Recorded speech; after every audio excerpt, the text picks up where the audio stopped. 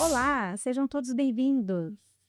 Estamos aí na continuidade de mais um episódio, de mais uma série do Sucelcast com o tema Ela Faz, Ela Pode, o caminho das mulheres que transformam.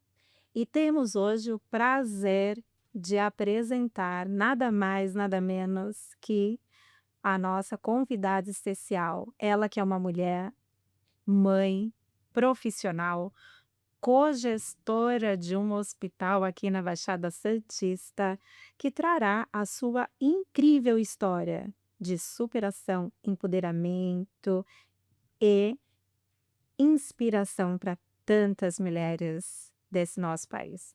E hoje iremos mergulhar em sua trajetória, em seus desafios e aprender com essa superação. Com vocês, Elaine Marucci. Seja bem-vinda mais uma vez.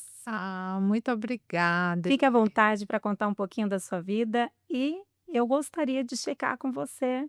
É verdade que você é filha de retirantes nordestinos? Perfeito, é isso mesmo. Conta mais pra gente sobre isso, quero saber tudo. Tenho certeza que a mulherada que assistirá esse Sucelcast vai ficar interessada na sua história. Fica à vontade. Elaine, muito obrigada, minha xará aqui. Parece até eco, né? É, Elaine então. pra lá, Elaine pra cá. Esse é um papo Ah, bom.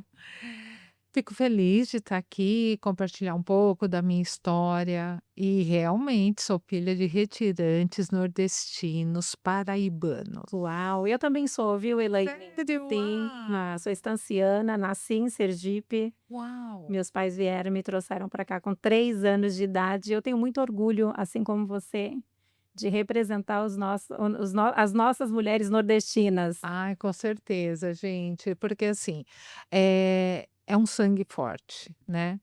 Então, meus pais, eles saíram, da Paraíba, tentar uma vida nova. Era isso que se pensava lá 50 e poucos anos atrás.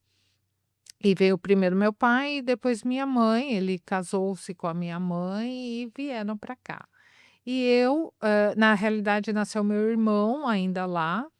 Depois eles vieram para cá, eu nasci e depois de 8 anos nasceu minha irmã Vanessa. Demorou um pouquinho Demorou. pra vir? Acho que eles se assustaram, né, com a cidade grande, Verdade. já tinha televisão, eu acho que falaram: "Ah, vamos ver como que faz as coisas aqui". Então para mim sempre foi um motivo de muito orgulho, porque, assim, meu pai, é um homem simples, minha mãe era uma mulher simples, mas, assim, muito dedicados ao conhecimento, muito trabalhadores e com senso de honestidade e de ética muito alto, né. E eles sempre impulsionaram a mim e minha irmã a estudar. Então minha mãe falava: "Estuda, porque isso que é o futuro para vocês". E realmente, com 17 anos eu entrei na faculdade, bem jovem, e com 21 anos eu estava formada. Então eu fui a primeira dessa família, 11 tios por parte de mãe, 4 tios por parte de pai e mais de 56 primos. Fui a primeira a me formar. Então, assim, é muito orgulho para mim mesmo e depois, claro, vieram os demais, mas foi muito importante. E eu imagino o desafio, hein, de representar toda essa galera, sendo a primeira mulher ainda, né. E Mulher. aí você pontuou que você teve uma adolescência ali desafiadora também, né, teve uma questão ali com aparência. Conta um pouquinho pra gente como que foi essa superação, como que foi esse momento? Realmente, eu fui uma criança da época da farinha láctea, né, do Neston, do Quem não Nescau. foi, né? E eu era uma menina gordinha e ainda usava aparelho e óculos. Então, assim, eu não tinha um biotipo que atraía muito. Com isso, eu foquei nos estudos, né? Então, eu era o que se chamava antigamente CDF. Então, eu era muito estudiosa, realmente eu me aplicava muito, eu tirava as melhores notas. Foi a minha forma de se destacar, né, de me destacar. E eu também tinha um pouquinho de humor, então eu fazia umas piadinhas, umas brincadeiras, então a popular da escola Tinha a Ângeles, tinha a Adriana, que eram as meninas bonitas, mas tinha a Elaine, que era engraçada e inteligente, que sempre era requerida para os trabalhos da escola. E nisso eu fui entendendo como que eu ia obtendo o meu espaço, né. Eu não tinha os atributos estéticos necessários, mas eu tinha outros atributos tão importantes ou mais. E aí eu percebi isso e fui dando ênfase, e é por isso que eu entrei na faculdade aí tão cedo. Ou seja, não foi parada por uma questão aí de Não. padrão. Conseguiu encontrar uma outra maneira, um outro padrão, vamos colocar assim, de Isso. repente, né, até, ali equilibrado, né, de repente até superado, né, superável.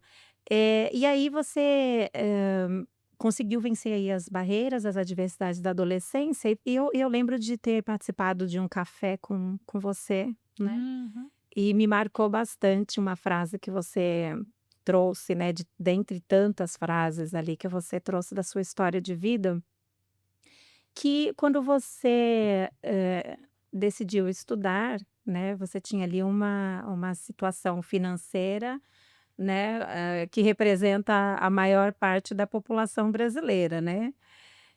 Mas que você, não parou, você não desistiu e você caminhava bastante da sua casa e por muitas vezes a pé, né, para chegar ali na faculdade. Eu queria que você falasse um pouquinho ali, contasse aí para as nossas telespectadoras essa história. Verdade. Eu sou de São Paulo e na época não tinha o metrô da Paulista. Então vejam aí, façam as contas qual a minha idade. Vamos abafar esse Vamos caso abafar. aí. E eu trabalhava na Paulista, então eu tinha que descer no metrô Paraíso e pegar o ônibus até o Trianon, que é onde eu trabalhava. Só que eu tinha que pagar a faculdade. E aí eu vendi o passe, que na época era passe de papel, gente. Façam as pesquisas. Para complementar essa mensalidade. E aí eu ia a pé do metrô Paraíso até o Trianon, que hoje seria 2 estações, Brigadeiro e Trianon. E à noite eu estudava, na época a faculdade ia até às 11h15, às 23h15, e eu estudava no metrô Carrão e morava no Tatuapé. Também tinha que andar até o metrô Tatuapé, e para economizar, subia do Tatuapé até minha casa, que era aí uns 20 minutos andando. Seu trajeto total, você consegue estimar em mais ou menos em quanto tempo? Era 1h10 de andada, né, a pé. Uma parte de manhã, uma parte à noite, né. Mas isso foi ótimo, porque foi a época que eu emagreci. Já usou como benefício aquilo. Tudo tem que extrair essência positiva, Que maravilha. essa é a minha linha de pensar. Mas foi muito bacana, porque assim, fiz a faculdade em 4 anos, nunca repeti, aliás, nunca repeti. Na época não tinha ProUni, não tinha FIES, não tinha nada disso, então a gente tinha que pagar mesmo, tinha que estudar. Você trabalhava nessa época? Como que Trabalhar. você era com frutos do que você trabalhava? Sim, sim, porque meus pais, né, por essa condição, eles não podiam me apoiar. Apoiavam sim, com a moradia, com o alimento, mas a parte da faculdade na época era livro, não tinha Google, né, essas facilidades de hoje em Eram umas dia. bibliotecas Era, famosas, né. bibliotecas, é. E eu pagava, eu trabalhava já na Bradesco Seguros, entrei lá com 17 anos, foi no mesmo ano que eu entrei na faculdade, mas eu entrei, né, com um cargo, né, inicial, então os recursos não eram muito grandes, mas foram muito importantes para mim. E aí você, a área da saúde foi uma escolha sua? Teve alguma interferência? Conta um pouquinho de onde que surgiu aí esse interesse, né, pela área da saúde e como que você foi enveredando aí a sua trajetória profissional. Na Bradesco Seguros, eu tive 9 promoções em 7 anos. Uau! Eu gosto de falar isso porque, assim, para mostrar que quando a gente se dedica, quando a gente se capacita, a gente realmente consegue atingir os nossos objetivos. E eu lembro que, eu concluí a faculdade e já iniciei a pós-graduação. E isso era muito incomum há 30 e poucos anos atrás, mas isso que alavancou minha carreira. E dentro da Bradesco Seguros, eu conquistei um cargo de gerência na área de saúde. Então, na época, até 99, a gente falava muito de convênios de saúde, assistência médica.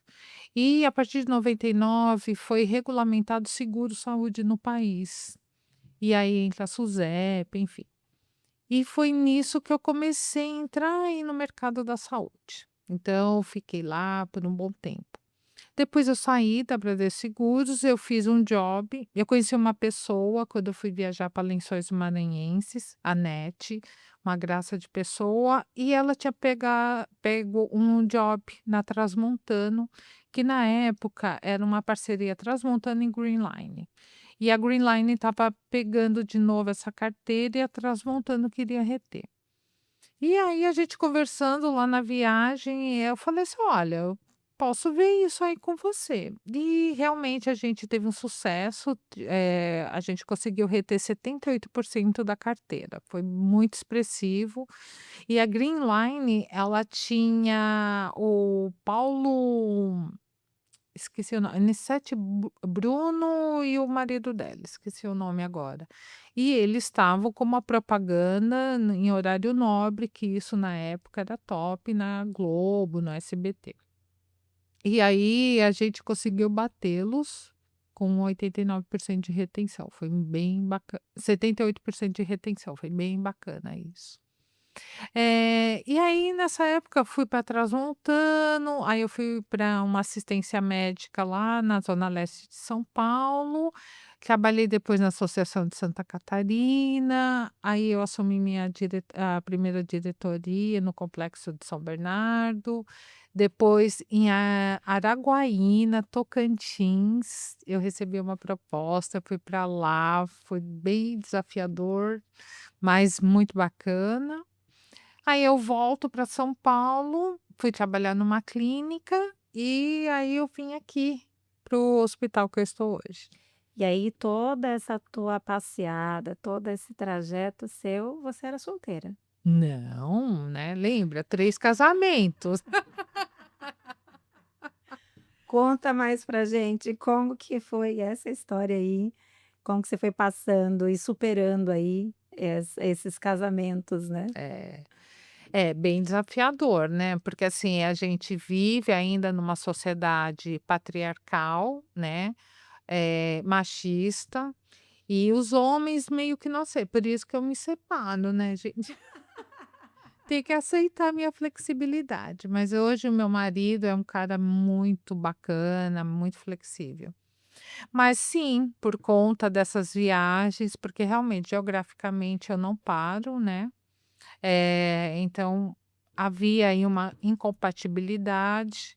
Quando nasce a minha filha, eu tenho uma filha de 26 anos, eu tenho que ficar meio mãe, né, com tudo isso, mas aí logo eu me solto de novo e eu crio a minha filha também para ser uma mulher independente. Esse período de meio mãe, você nomeia por quanto tempo, mais ou menos, que você conseguiu ali fincar as estacas, vamos dizer assim? Ou nem diante disso você parou ali, você continuou? Conta um pouquinho mais. Eu retomei o trabalho, a Lohane tinha 4 meses, Uau! e uns 2 meses depois eu consegui uma colocação em Curitiba.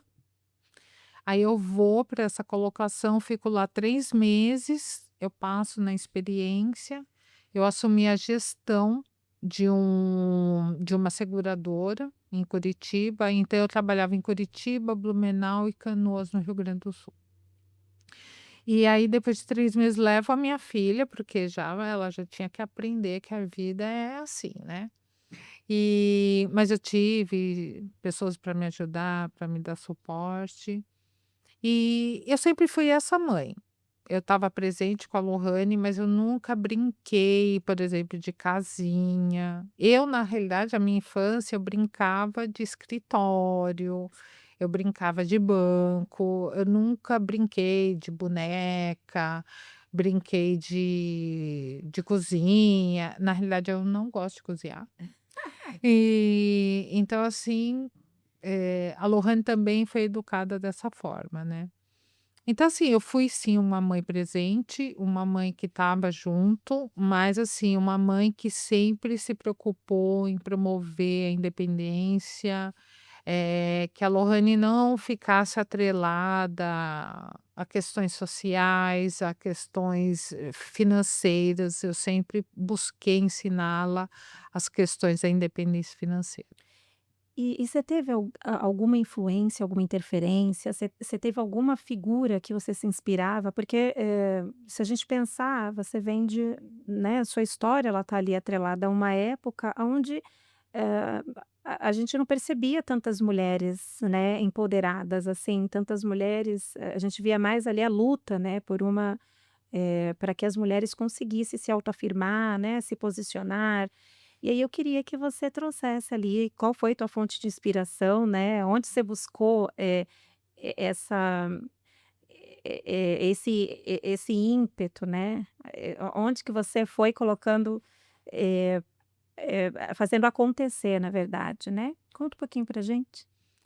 Na realidade, eu tive não tive uma em específica, mas eu lembro que eu assisti a série da Chiquinha Gonzaga. Então ela é uma maestrina, né, no início do século passado, então assim, já não era comum ter uma maestrina, e ela se separou, ela deixou os filhos com o primeiro marido, e aquilo me empolgou, porque eu falei assim: "Poxa, a mulher também pode, né". E aí, com isso, eu comecei a ver outros exemplos de mulheres, assim, que tiveram a sua superação ao longo da história. E eu tive até alguns conflitos, porque meio que eu associei que essas mulheres, elas não tinham uma vida afetiva estável, né. Então eu comecei isso depois trabalhando na terapia, eu comecei a fazer dissociar essa situação. A própria Chiquinha Gonzaga, ela teve aí alguns relacionamentos, e eu ficava com medo, porque eu sempre quis ter uma família, não essa família doriana, né, toda certinha, mas uma família bacana, um marido bacana, filhos e tal. Talvez até por isso que eu tenha tido só uma filha, né. Mas aí ao longo da vida fui vendo, a Michelle Obama é uma pessoa que eu acho incrível, ela é maravilhosa. A Margaret Thatcher, ela a primeira-ministra britânica, que ela tinha muito disso, né, era a dama de ferro, mas ela também cozinhava para o marido, ela recebia os deputados e, assim, ela meio que equilibrava o feminino e o masculino dela, e eu achava bem bacana isso também. Então são essas pessoas que a gente vai vendo ao longo da vida. Madre Teresa de Calcutá, quando eu li a biografia dela, eu achei muito bacana, porque, assim, é um expoente do feminino muito forte, mais com esse viés religioso, mas também que não se abateu com isso, Irmã Dulce também. Então são mulheres, assim, de todos os tipos que têm esse feminino forte, elas não deixavam o feminino de lado, mas elas se colocavam, elas tinham essa postura na vida.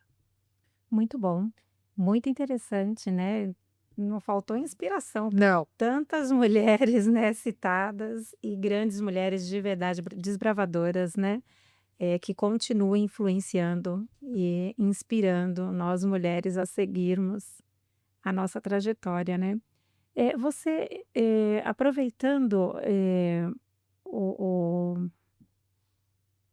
o momento que eu participei com você, num dos cafés, né, você mencionou que você teve ali uma história de superação, na parte ali da sua saúde, Uhum. né. E eu acredito que trazer isso para as mulheres, de repente as façam, né, abrir ali um pouquinho mais, da sua perspectiva, dos seus horizontes. Conta pra gente como que foi lidar, como que foi, passar por um momento tão difícil e,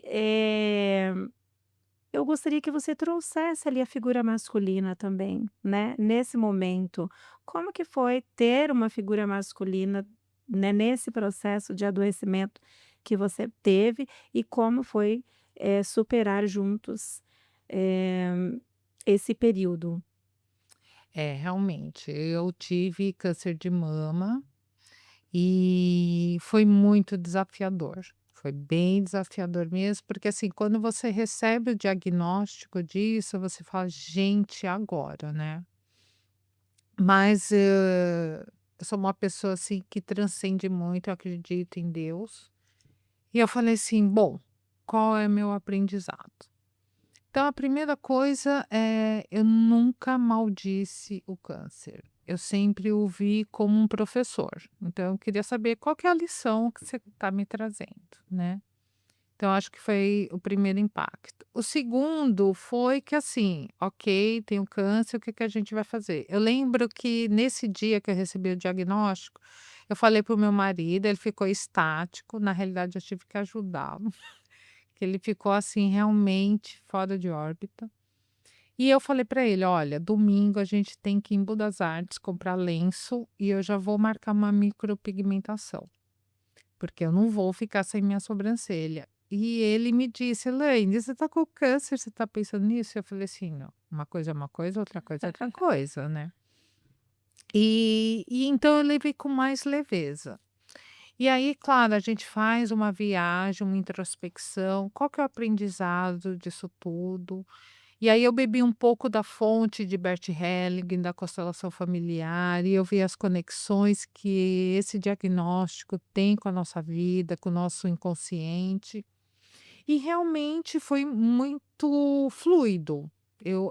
Até hoje eu lembrando, foi uma experiência mais leve do que eu pensava. Claro que teve todos os vieses, teve a radioterapia, que é desgastante, são queimaduras, mas eu consegui superar. Tanto que eu fiquei sem trabalhar apenas 10 dias, que foi o período da cirurgia apenas, né.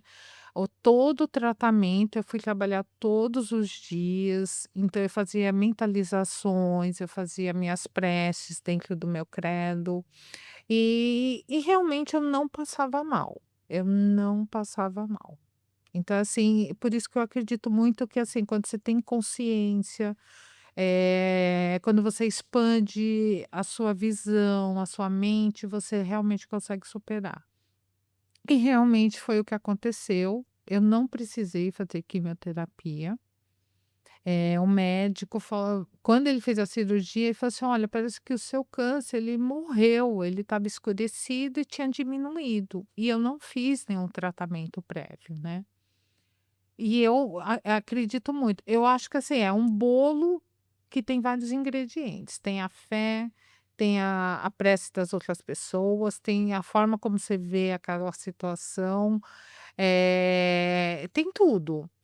E realmente, esse bolo positivo é que fez essa superação. E realmente aí eu fiz o tratamento, né, que durou aí por conta de 5 anos, que é o que a gente de praxe, é o protocolo, mas graças a Deus nunca tive recidiva, sempre fiquei bem e tô aqui. Segurou Segurei a onda. e foi embora. E Exatamente, continua aí nos desafios da vida. graças a Deus. E aí você falou que você não parou de trabalhar, você continuou trabalhando, e aí você já estava como cogestora, você já estava à frente de algum hospital? Conta um pouquinho aí, dessa conciliação, né, porque você já tinha uma filha, estava acredito, né, estava Sim. nesse processo e sendo cogestora, então muitas responsabilidades, muitos desafios, muitas atribuições. Como que o que você fazia para você dar conta? Como que você deu conta de tanta coisa? Eu acho que primeiro, a meditação eu recomendo para todo mundo. Eu acho que você tem que ter pelo menos seus 10 minutinhos por dia de, sabe, refletir sobre a sua vida. À época eu estava à frente de outro hospital, também em São Paulo, continuei tranquilo. Eu saía no final do expediente, eu fazia a radioterapia à noite, voltava normal. Tinha o meu marido, tinha minha família, minha mãe ainda estava nesse plano, então ela tinha aquele medo, tudo, mas fui tranquilizando, não era um tema que a gente ficava falando, e eu fiquei realmente pensando: "Ai, qual que é o aprendizado?", e fui realmente introspectando todo esse aprendizado e que, no meu entender, fez sentido. Mas eu nunca entendi como um peso, eu nunca ficava falando: "Nossa, eu tô doente. Ai, quais os benefícios que tem". Não que eu não ache que as mulheres que precisem, sim, vão recorrer aos seus benefícios, mas eu não queria dar mais energia para esse campo. Então, assim, eu levei minha vida como se eu fosse uma mulher saudável, e eu era. Eu acredito que eu tive aquele aprendizado pontual e ok, quando ele tivesse terminado, eu ia estar livre, teria passado de ano. Foi assim que eu encarei todo o tempo esse processo. Então nunca foi um peso, eu nunca ficava me lamuriando, raramente comentava, principalmente depois que acabou a radioterapia, eu realmente nem falava sobre isso. E eu acredito que é isso, eu acredito que a nossa energia está onde a gente coloca a nossa atenção. Então, assim, se eu ficasse alimentando isso com lamúria, reclamação, talvez o desfecho tivesse sido outro. Então, eu procurei sempre manter a positividade nesse processo. Muito bonito, hein? História É. impactante. Elaine, você é uma mulher, né, com toda essa carga aí de positividade, com toda essa história, e você está à frente hoje, de um hospital de peso aqui na Baixada Santista, né? Uhum. Com mais um desafio, mais uma missão. Queria que você trouxesse pra gente como que é, estar à frente de um timaço, né, como, o que você está, e o que que você tem feito, né, onde você tem buscado aí inspiração para superar, para dar conta de fazer essa entrega com excelência? É, realmente, hoje eu estou à frente de um hospital de referência aqui na Baixada Santista. E o que eu acredito muito, que eu fui preparada ao longo aí dos 34 anos de jornada laborativa para enfrentar o que eu enfrento hoje. É uma situação sui generis que eu passo diariamente, mas de novo eu vejo a parte positiva, né? A essência positiva que a gente tem que resgatar. E o time é muito bom, né? Aquelas pessoas estavam caladas, porque elas não tinham canal para se manifestar. E quando eu chego com essa proposta, as pessoas começam a se desabrochar. Eu acho que isso foi fundamental, escutar, fazer uma escutativa, entender quais as dores daqueles colaboradores, né? São quase 500 pessoas, 500 famílias que dependem desse local, fora o corpo clínico, que são mais 300. Então, assim, é entender, escutar. E aí pôr a casa em ordem, né. Então a gente trouxe, assim, muito, da experiência, do que deu certo nos outros lugares, o que não deu certo, ir para fazer diferente, ver se vai dar certo, sempre com cautela, porque é um ramo muito delicado, a gente lida com vidas, o nosso tipo de cliente, ele sempre está sensível e vulnerável, então a gente não pode fazer grandes experimentos, né. Mais esse cuidado, ter esse lado humanizado, olhar, que são almas que estão vindo ali em busca de um lenitivo, de um alívio. E os colaboradores também, né, cuidar de quem cuida, né, parece um clichê organizacional, mas é real, né, a gente tem que olhar o que que aquela pessoa que está cuidando, que está, aferindo uma pressão arterial, mas e ela está com uma criança doente em casa, está com o marido doente, está com uma mãe doente, tá com provas para fazer e não estudou porque não teve tempo, porque tem 2 plantões. Então, assim, é entender e se solidarizar. Isso não é passar a mão na cabeça, mas às vezes as pessoas precisam só, assim, de uma orientação, uma administração de tempo, como que eu faço isso. Porque nós, seres humanos, a gente tem uma tendência a arrumar desculpas, né, falar assim: "Ah, eu não vou fazer porque eu não tenho tempo, porque eu não gosto, porque", enfim. Mas a evolução, ela só se dá fora da zona de conforto, não tem como.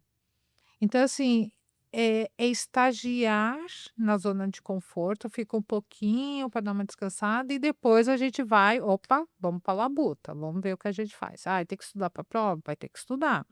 Tem que cuidar do filho? Tem que cuidar. Tem que olhar o marido? Tem que olhar. Tem que dividir as tarefas e ter o fazer essa colocação dentro desse nicho familiar de modo que você não perca o seu feminino, né. Então, assim, quando falar com o marido, eu falo assim: "Gente, a gente tem que se colocar? Temos".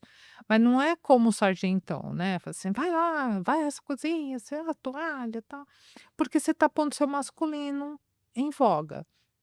Mas falar com o seu feminino, né, fala assim: "Amor, essa toalha aqui tá molhando a nossa cama que a gente vai dormir. Vamos guardar?". Amor, lava a louça, né, porque eu trabalhei como você, eu tenho as atividades, eu preciso do teu apoio. E essa casa aqui é de todos nós, é da família. Então, é a forma como você coloca. E aí sim é o feminino empoderado, né? Não o lado masculino que todos nós temos, masculino e feminino, mas é deixar esse feminino empoderado, mantendo a sua feminilidade. E assim, gente, dá certo. Uau, hein, que aula! Excelente dica, né, Elaine. Deu para perceber aí, eh, que você vem, de uma, você traz uma sutileza, uma leveza, né, mas sem deixar passar despercebido essa sua imponência, né, esse seu poder de decisão, esse seu poder, de influenciar, de interferir mesmo, né. E aí, trazendo aí a questão do masculino, né, a gente, querendo ou não, ainda tem resquício, né, de uma sociedade mais imperiosa masculina, né. E a gente ainda, né, acaba passando aí por umas graças até, né, por algumas situações que a gente fala: "Não, não acredito que ainda, eu tenha que ouvir isso", né. E você já passou alguma situação, né, na sua posição de diretora, né, de cogestora, de chegar alguém e falar assim: "Eu quero falar com o diretor do hospital, eu quero que ele venha aqui e resolva". Como que você lidou com isso? Como que foi ali, né, o desfecho da história quando chega nada menos, nada mais que Elaine, Uma mulher, né? uma mulher. Sim, já passei, claro, né? Essa situação do machismo, ele é muito em voga, né? Então, quando, especificamente em Araguaína, que é no meio do país, lá em Tocantins, então tem essa coisa ainda do machismo, e eu tinha assumido o hospital há pouco tempo, pedido para falar com o diretor, e era um fornecedor importante da região. Aí quando eu chego, aí ele falou: "Ah, mas eu não quero falar com a secretária, eu quero falar com o diretor". Aí eu: "Ah, então, eu sou a nova diretora, eu vim de São Paulo, tal". Aí ele falou assim: "Mas é mulher? E você entende de hospital?" Aí eu dei um sorriso para ele, porque assim, fazendo um adendo, a gente tem que respeitar o nível de consciência das pessoas, né. Essa coisa de entrar num embate, só para você manter o teu ego alto, ele não é favorável e não dá certo. E assim, quantas coisas eu ainda, Elaine, não tenho compreensão, e tem gente que já entende, mas a pessoa não faz um demérito para mim. Ela fala assim: "Ah, é o nível de consciência", é o que eu falo, não dá para ensinar a equação de segundo grau para alguém que não entende álgebra, não sabe a quantia de mais, menos. Então, assim, não tem salto quântico para essa realidade aqui tridimensional. Então eu falei assim: "Ok, é o nível de consciência, é a cultura dele, é o que ele estava acostumado, tinha outro diretor". tudo isso passa, assim, num instante, né. Aí eu dei um sorriso, né, voltando, eu dei um sorriso para ele e falei assim: "Olha, eu sou a diretora, eu tenho competência, pode olhar o meu LinkedIn, mas a gente pode fazer isso tomando um café e uma água, o que que você acha?". Isso desarmou, porque, de novo, eu mantive o meu feminino, né. O meu feminino, ele ficou ali na postura, a minha competência não foi diminuída por eu ser mulher, né. Talvez ele viesse com isso. Eu sempre uso um ditado: "As pessoas podem até me bater, mas eu não vou apanhar".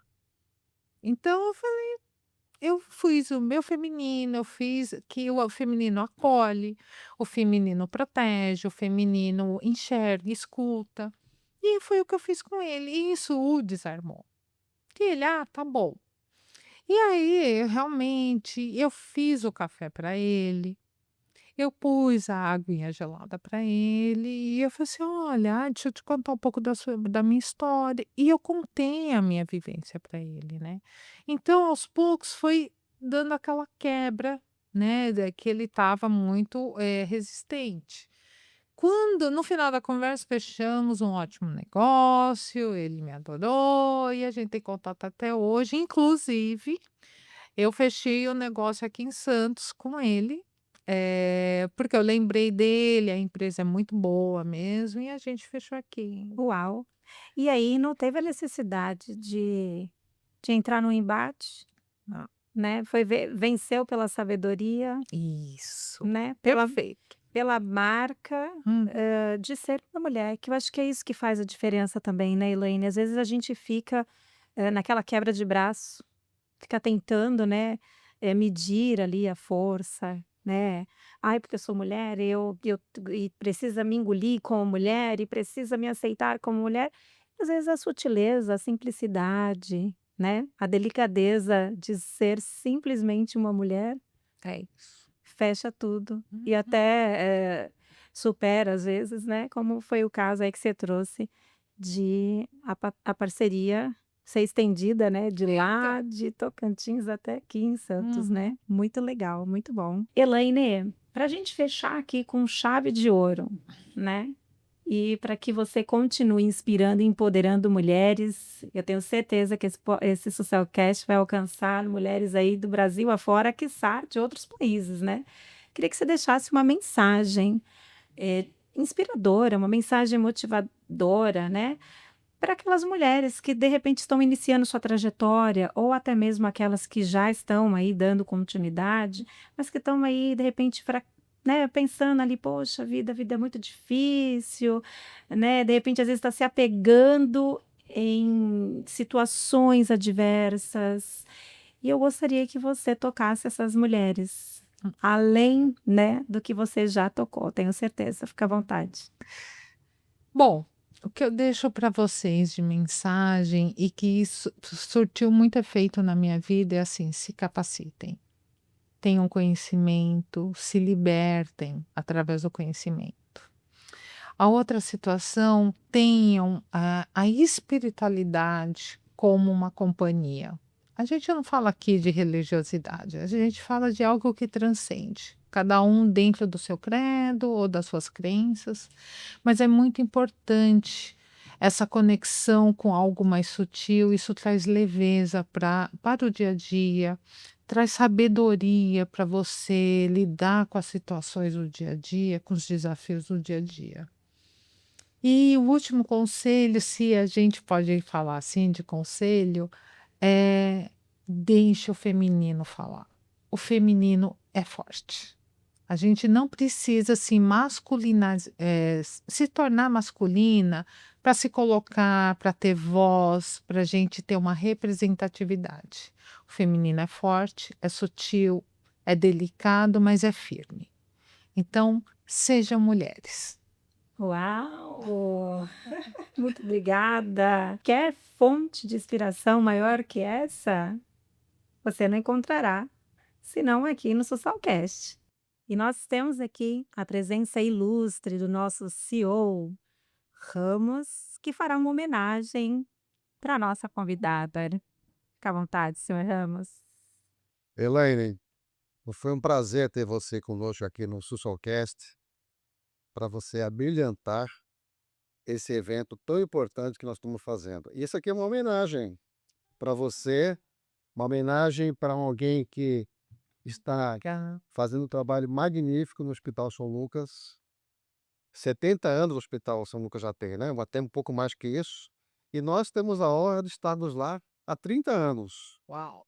E nesse período de quase 2 anos que você está lá, tem sido inspirador, né, para nós e muito mais, talvez, para as mulheres que estão assistindo esse Sussalcast, porque você é uma mulher de fibra, uma mulher que motiva qualquer pessoa que trabalha com você. História brilhante, né, Olha, Cris? brilhante, né?